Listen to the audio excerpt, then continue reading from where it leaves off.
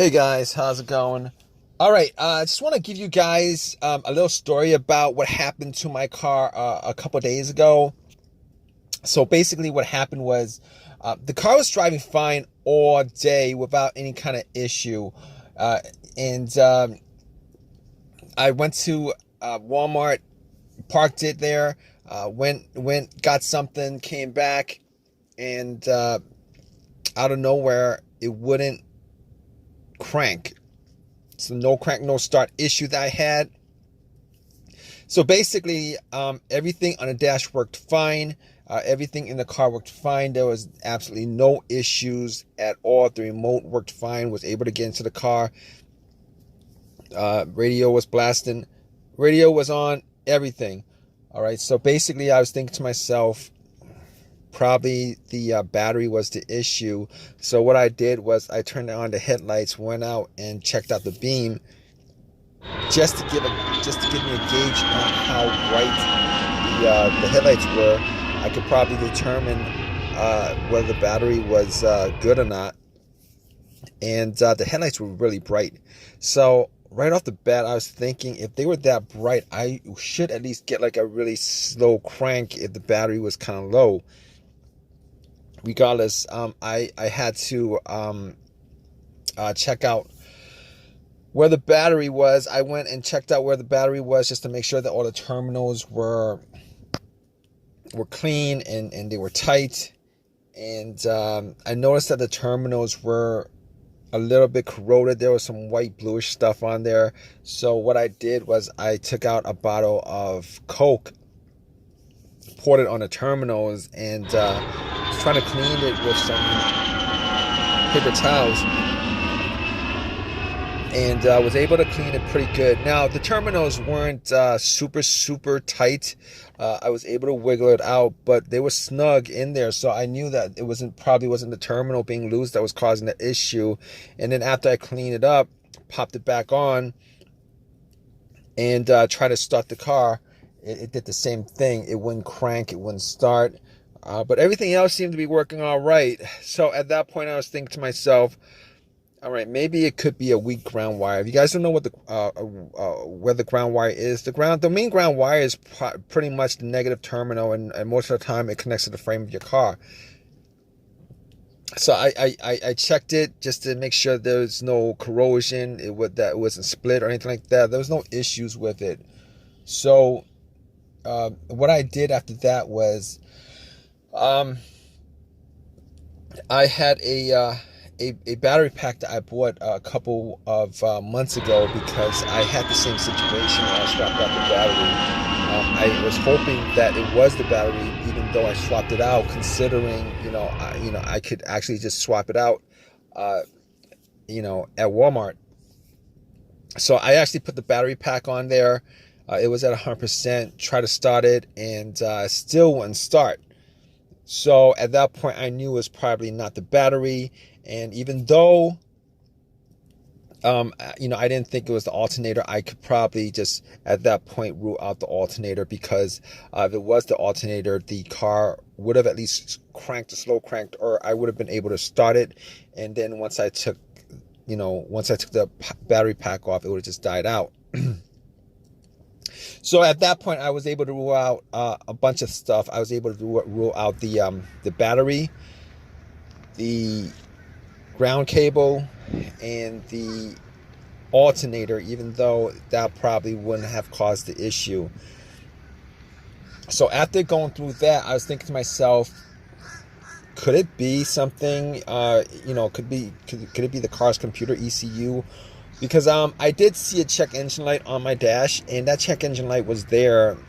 It's been there for a while, and I believe it was for a O2 sensor issue. Now, I did have an OBD2 that I bought from Walmart, and it was a $19 OBD2, one of the cheap ones, and I pretty much hooked it on to my OBD port, and tried to make sure that I was actually getting a connection between the car's computer and the car itself. It did scan all the way through. Now, I'm pretty sure that that the OBD2 wouldn't actually pick up anything that would cause a no crank, no start situation for the most part, except if if if the car's ECU, the car's computer was, for some reason separated from the car, for what reason couldn't communicate with the car. But anyway, regardless, I actually plugged it in. It scanned all the way through. Only code that popped up was the aux02 sensor code, and at that point, I was pretty sure that it wasn't anything to do with the car's computer, any codes that would cause it, and I actually had to move on to I had to move on to some other troubleshooting outside of that, because that wasn't causing the issue. So basically, I got to a couple of things, which were the fuses and the relays, which were highly capable of causing a situation like this.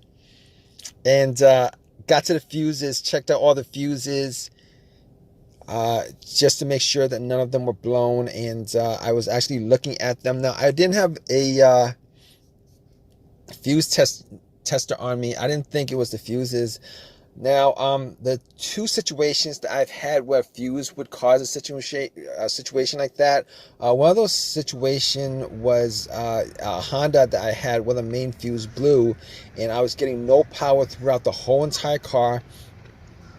The main fuse was the fuse that connected the battery to the fuse box itself. And that was the previous situation that I have, and I'm pretty sure that wasn't the same situation that I had, so I could rule that out, because I was getting power to everything except it wouldn't start. Now, the other situation I had pertaining to a fuse that caused a no start situation was actually a crank no start situation, and I think one of the fuses actually blew. Then that fuse was connected to the ECU or the fuel pump. And I remember once I changed out that fuse, the car would crank, but it wouldn't stop. Once I changed out that fuse, it was able to start up. So I could rule out those two situations as being, related to a fuse issue that would cause this situation that I had. So, so basically, I could rule those things, the fuses out, and the fuses were pretty clean. I didn't smell any kind of burnt smell, and didn't see any kind of brownish, anything brownish, and a brownish appearance on top. So at that point, I was able to kind of rule out the fuses, not at 100%, but I was able to rule out the fuses for the most part. So basically, at that point, I had a situation where I was maybe, it could have been the relays or the starter. That's what the two situations that came up. But I didn't think it was the starter, because I did switch out the starter about, I would say I switched out the starter about 1.5 years ago, and that was, it seemed like it was a starter issue, but I didn't really want it to be a starter issue, considering I only put maybe like 20,000 miles on my car, and I think they should last a lot longer than that. But anyway, before I even went there, I looked at the relays, just to see whether they had issues or not. Now, I couldn't make out whether the relays had issues, but I did get to the starter relay. I pulled it out. It looked like it was a bit dirty or whatever, but I had some rubbing alcohol, put it on some paper towel, and wiped the connectors, put it back in, try to start it. It really didn't do anything. Didn't change up the situation. So I was thinking it was a weird situation, because it would click every time I would I would try to start the car. It would click, but it wouldn't crank. It wouldn't crank at all. Normally when it clicks, it normally means that the relay is working, because that's what the relays do when there's electricity going through, that it clicks to connect the connection, to whatever it's relaying the electricity to. But regardless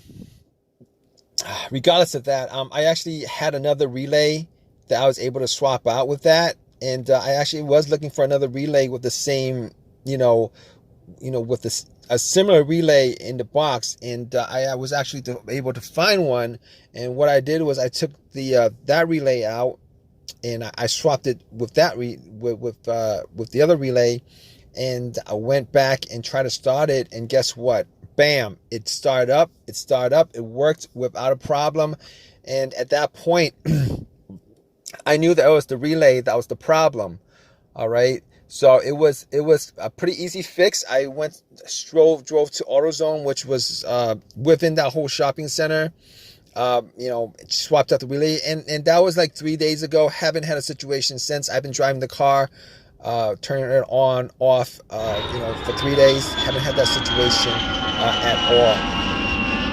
So just want to give you guys, just gonna give you guys that story of a quick fix that I had of my car. If you guys are in the same situation, you guys watching this video, hopefully you guys have an easy of a fix as I had on my car. You guys have a comment, leave your comment in the comment section. Please give me a thumbs up. Please subscribe. Like I said, if you guys are in the same situation, just go through the steps that I went through as far as trying to figure out, the situation with my car. And, you guys should be good as far as troubleshooting and diagnosing your particular problem. Take care.